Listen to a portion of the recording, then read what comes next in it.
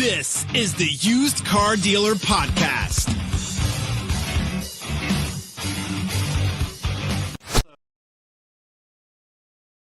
Zach here, and we have another great guest on the podcast, Dennis McGinn, the founder and CEO of Rapid Recon, which was recently acquired by Velo. Dennis, thanks so much for joining me on the podcast today. Well, I appreciate your invitation, Zach. It's really fun, really a thrill for me to be able to catch up with you and talk about shop. Awesome. Well, for all the dealers, all the listeners on this podcast today, talk about your background. You started kind of as an executive in HP and then eventually started Rapid Recon. What was that story? Oh, okay. So you don't start out as an executive anywhere. So right out of college, I just graduated from University of Arizona with an engineering physics and an MBA. And so I ended up starting to work for Hewlett Packard when they were just getting in the computer business. And so in Silicon Valley. So I had the interesting opportunity to kind of learn this business by doing it. And I was also lucky because people like Bill Hewlett and Dave Packard, they just don't make them again. And so it was a great company, a great culture. And I had some really good bosses there, but I was there for 21 years. And one of the things that I got involved in was the automotive industry while I was there.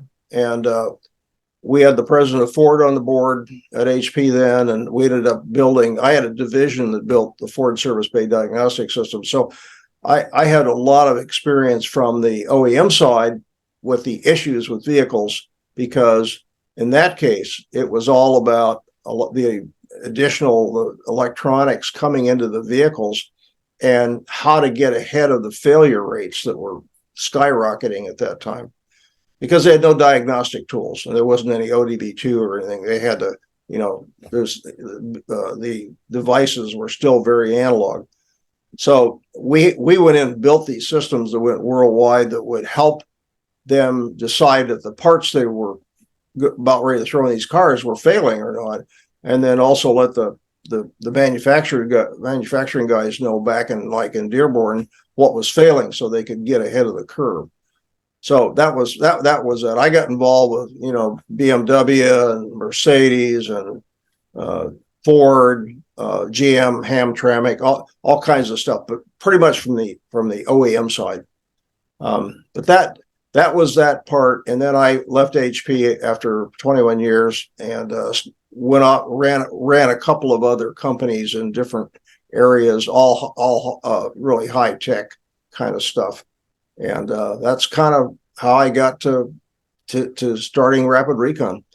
And I had a couple of people in the retail business that I knew, and they came to me and said, "Hey, we've got this problem with knowing what's going on in the lot, and with demo drives and how often cars are being opened and things like that." And they were willing to put some money into it, so it got me interested, and so we started down that track. And probably a good way to look at this was that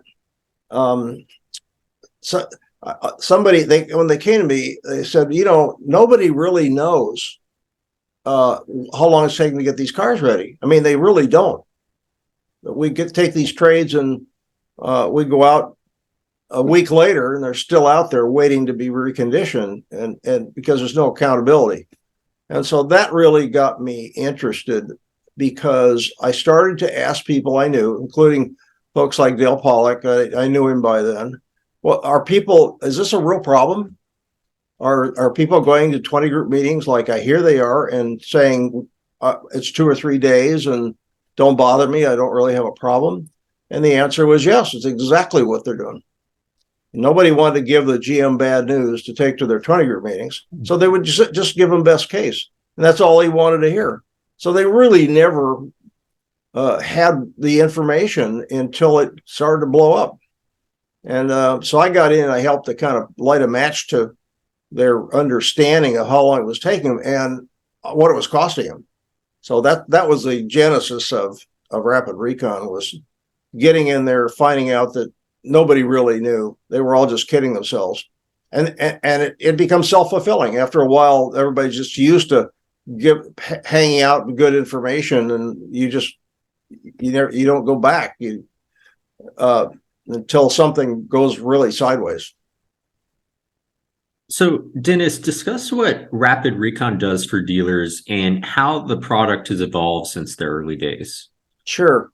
Well, I mean, what we do is it's a workflow. So, work starts, goes through steps, and ends up being, in this case, sale ready or sold. And there could be 10 steps or 100. I mean, when you're reconditioning a car, and you're getting it ready for a customer's eyes and for reliability and all those things, you really have to take it through a lot of steps, and including things like recalls and safety and all those things. So what we do is we give the people doing the work, including the vendors. So they're just an extension of that, whether it's glass or bumpers or interior or whatever. We give all of them the ability to manage their own accountability. And instead of having somebody else decide for them whether they're doing a good job or not, in the app that we developed to get started in this, they now can see exactly what they are is in their bucket, how long it's taken to do it. And when they're done, they click something and it moves to the next bucket, and nobody has to have any communication. Nobody has to talk to anybody. So it all kind of moves along from A to B to C, and the metrics for that, how long is it taking, is right up there in front of everybody in the upper left-hand corner of every screen. So you kind of have these two metrics. One is average days in recon, and the other one is time to line, which is really more from like acquisition to the car's ready to sell. So that's kind of the whole picture there. I think that was a starting point, and things have moved quite a lot beyond that now. And Dennis, one of the fantastic things I remember you telling me is that you've had former users of Rapid Recon become employees. Tell us about the culture you've built at Rapid Recon. Yeah, that's exactly right. Right from the beginning, we brought people in that had done this work. They had been reconditioning managers or parts managers or service managers. And because I knew we needed to be able to advise the customers on what to do. I mean, that's always been part of my approach to things, is you better have experts in here. Otherwise, why would they listen to you? Why would they be interested in paying you for giving them advice if you're not talk shop? And I think it's particularly true in this industry where you're either knowledgeable about your retail business and how it works or not. And so you just can't have people that you go outside and maybe they're coming from a different industry. They may be very good at being a customer interaction and things, but this is a very specific industry, and you got to be able to talk shop, and you have to be credible to these folks, whether you're talking to them on the phone or you're there on site. So, Dennis, what has stuck with you about kind of building a first in category company and some of the initial challenges kind of going to market, building awareness? Yeah, I mean, the big challenge is to get into it first. Once I understood the problem, once I understood that nobody really knew the real information, and it was kind of just self-fulfilling, nobody knew, then I had to find the early adopters out of this thing. I had to find the people that were mad because they knew it wasn't right, and they weren't willing to let it float by just to make the service manager or the recon manager feel like they're doing their job. So it was those people that helped me get this thing started that said, I know I'm not happy. I'm mad because I know it's taking too long and people are not accountable. And so that was the entry point. But I knew that it had to move from where it was, which was somebody going around to help the general manager get ready for a meeting, usually a 20-group meeting, and asking people, how are you doing? I mean, they would all give you the best case answer.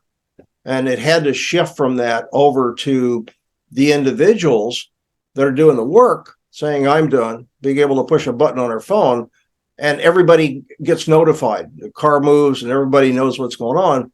And so the only way to do that is to give the people doing the work a way to defend themselves. So there's no finger pointing, because that was the big thing. Was there was a lot of finger pointing when things didn't go right. And then, so there was a huge incentive for people to want to manage their own accountability. And once I got on that and had the metrics right there in front of everybody, they all started to kind of see, okay, I'm part of that metric. And if it doesn't look good, if it's not on target with what Dennis or Rapid Recon or whatever they think it is, which was initially the 5 days was the initial target for this to get to, then we're not doing the job. So Dennis, you've written several books over the past couple of years. Your latest is Strategic TDAL, Time to Line, Connect to What You Expect. Tell us about this book and some of the significant takeaways. Yeah, you're right. It's book 4, and it has come a long way. It's a really good book, and it is not because it's mine or has my picture on the back. It really is because of the experience and all the characterizations and stories. They're full of customer examples, real customer interviews as to what they're doing, how they're using the workflow technology and the accountability, the metrics and the tools and so on to continuously improve their operations. And the Connect What You Expect is just my taking the shared metrics to the next level. That's what it is. I mean, it's always been inspect what you expect. Okay, so everybody in the industry kind of says that, and they don't always know exactly what it means. They think they do, but I said, okay, I know what it means, and we give the people something that they've got on their phones now to say I'm done. Then they're all sharing that average days in recon and the time to line metric, and then that comes out very much in the book, because it begins to systematize the whole idea from start to finish. Now we've gone through a period of time when it seemed like it didn't matter how long it took or how much you had in the car, but this is kind of gone. It's kind of the result of COVID and the after and the fallout of that, where people are paying ridiculous amounts for cars, so everybody was making too much money. I think it's come back to earth now, and the idea of margin compression and competition is definitely back, but it's never going to go back the way it was, with people having lots full of cars, with always trying to fight keeping everything under 60 days.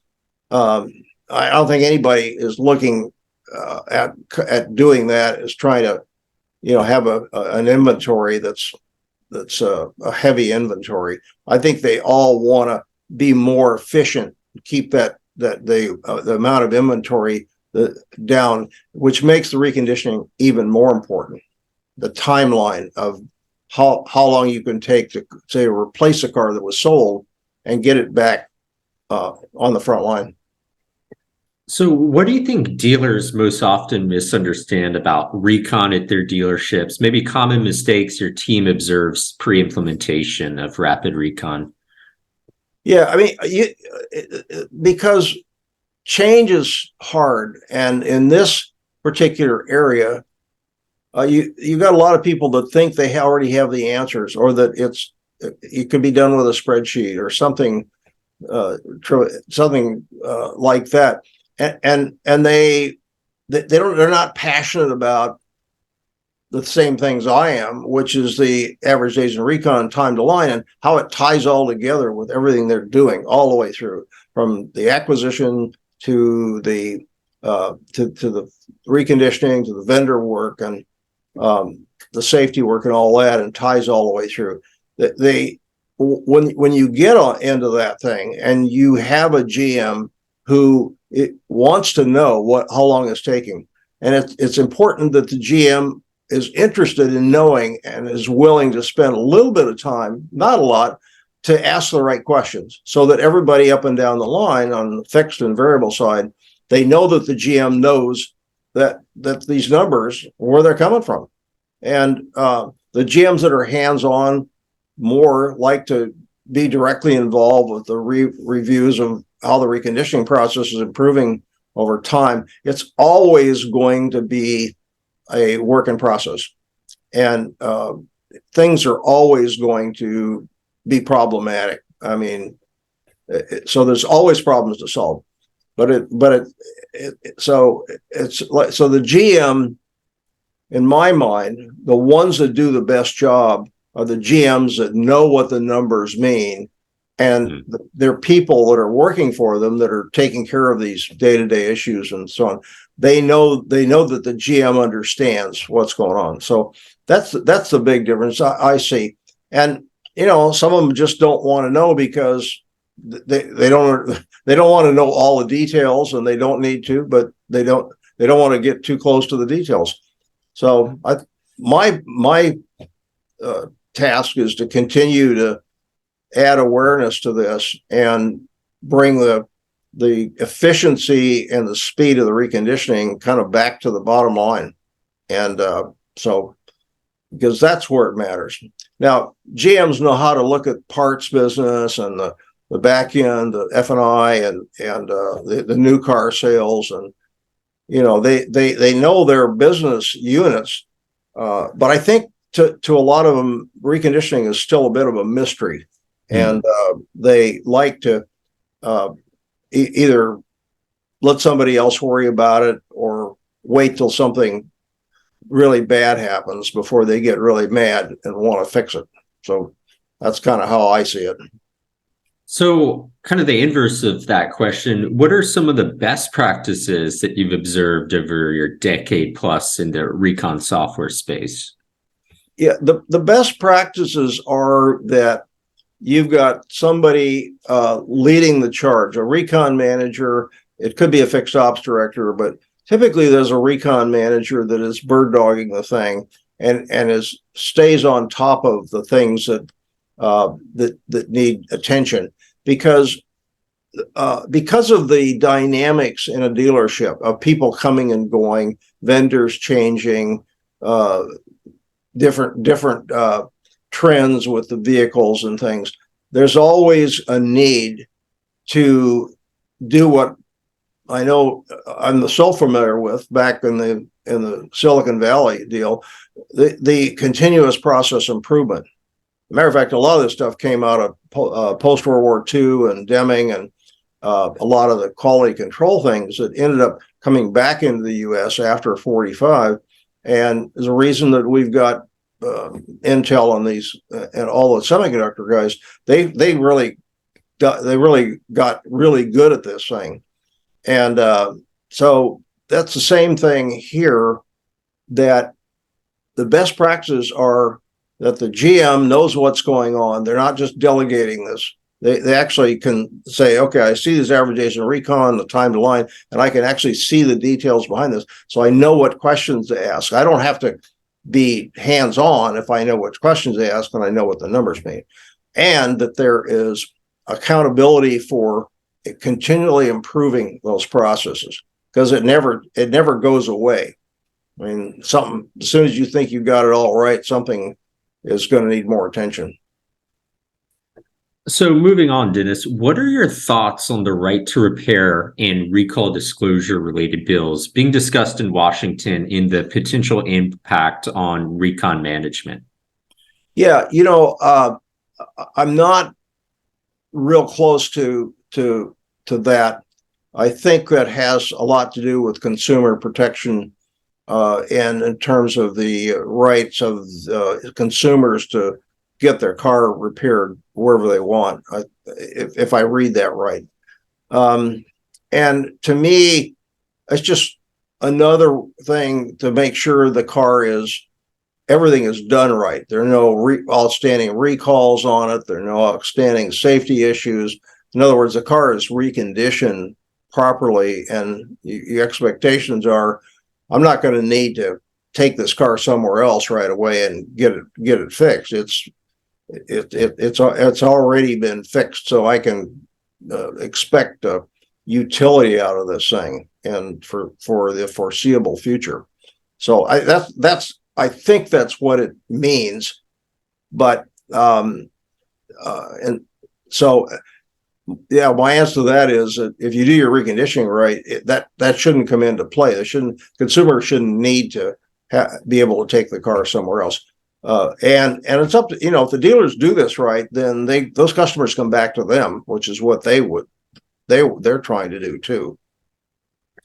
So we're both in the Bay Area. We see a lot of Teslas, a lot of EV vehicles. What are your thoughts on kind of the differences, opportunities with recon of EV vehicles? Yeah, I mean, even though there aren't fuel burning engines in these things, they still need attention. They still have interiors, they still have wheels, they still have a drivetrain, so to speak. They have tires, they have all the basics.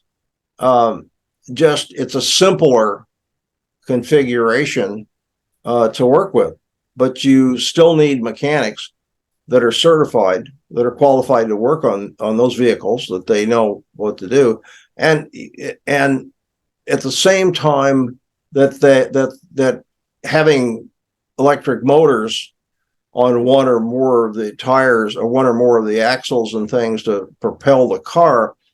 The other part of this thing, the amount of technology that's going into these cars is just continuing to go up very quickly. So these are kind of becoming mobile entertainment centers, if you will, and so that just puts more things into the vehicle that are bound to go wrong. But it's going to change the context. It's changing it in the more luxury cars anyway, and I think now it's going to come down. And yeah, it's almost a joke with being here in the Bay Area as you are, and just every stoplight I go to has 3 Teslas always. If there are 10 cars there are 3 Teslas. It's just like bing bang bong. And my neighborhood here in Palo Alto, probably higher percentage. I mean, the penetration is staggering around here. Definitely. So, but there are a lot of other opportunities coming into the marketplace. I don't have a Tesla. I have a lot of friends that do, and I'm not sure that. I think there's a lot of room for other brands to come into this marketplace. I've heard things about Teslas that would make me think twice about getting one right now, because I don't really have the need to commute and be able to get a special permit to drive in the fast lane. In that case, I might, but I'm really anxious to see some of the new challenging products that are starting to come into the marketplace. I think that's really important. I mean, we'd all like to see the air cleaner. So from that standpoint, I'm in, but I don't think, I mean, it's going to add a little complexity to the dealers.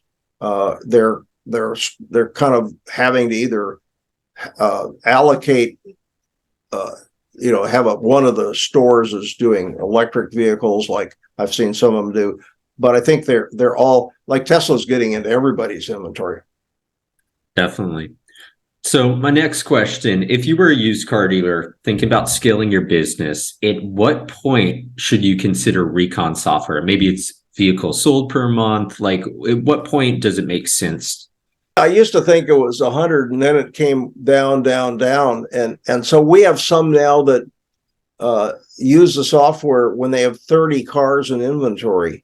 I mean, and are selling 30 cars a month, and because just 30 cars a month, when you're selling them all and replacing them all, is still a nightmare if you're trying to do it without a workflow tool.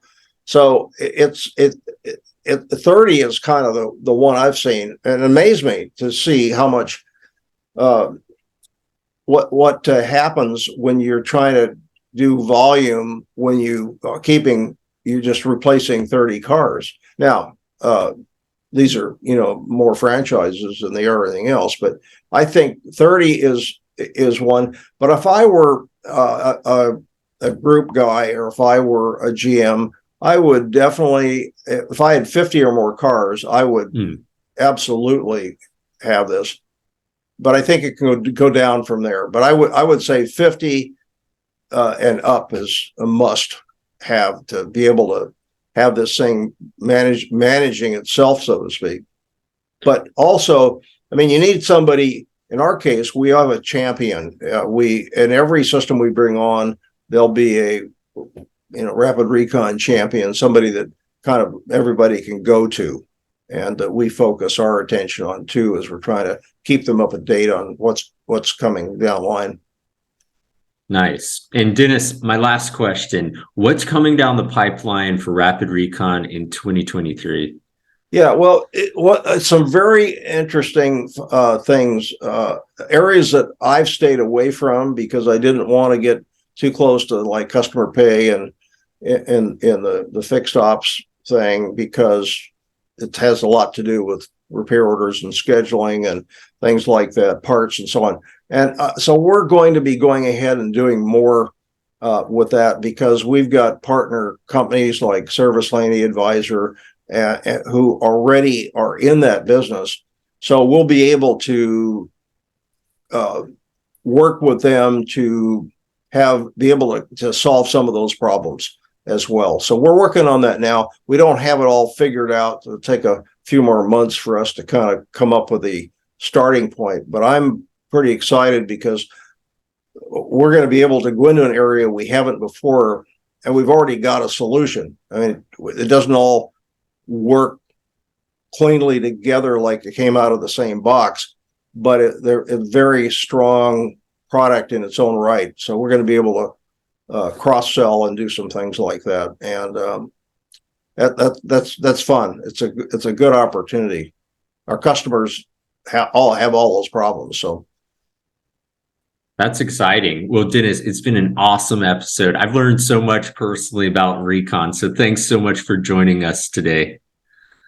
No, Zach, I appreciate your time, and thank you for letting me have a minute on your show. I hope I haven't overstayed my welcome.